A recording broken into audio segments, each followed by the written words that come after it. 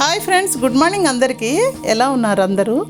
గత 2 రోజుల నుంచి కురుస్తున్న వర్షాలతో అంతా చిత్తడి అయిపోయింది. వాతావరణం అంతా ఇంటా బయట అంతా చల్లగా అయిపోయింది. ఈ చల్లని వాతావరణంలో మా ఇంట్లో వేడిగా ఇడ్లీ, ఎర్రని టమాటా చట్నీ చేశాను ఫ్రెండ్స్. అది ఎలా చేశానో మీతో నేను షేర్ చేసుకుంటాను ఈరోజు.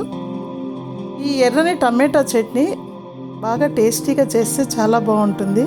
దీనికి కావాల్సిన ఇంగ్రీడియంట్స్ 4 టమాటా పండ్లు, 10 వెల్లుల్లి రెబ్బలు, 10 ఎండుమిరపకాయలు. ఎండుమిరపకాయలు ఒక 5 నిమిషాలు నీళ్ళలో నానబెట్టుకోవాలి ఫ్రెండ్స్, అప్పుడే టేస్ట్ బాగా వస్తుంది.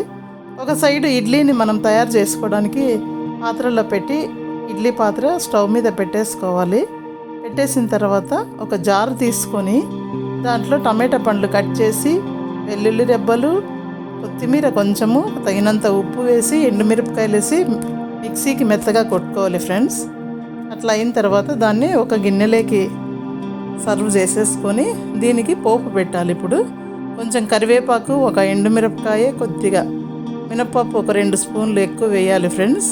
వేసుకొని నూనె కూడా కొంచెం ఎక్కువ వేయాలి, అదే టేస్ట్ అన్నమాట ఈ చట్నీకి. దోరగా వేయాలి మినపప్పు, క్రిస్పీగా కరకర అంటూ ఉండాలి.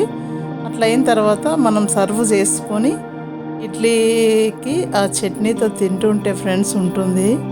అబ్బా, చాలా టేస్టీగా, చాలా సూపర్గా ఉంటుంది ఫ్రెండ్స్. మీరు తిని చూసి ఎలా ఉందో నాకు చెప్పండి.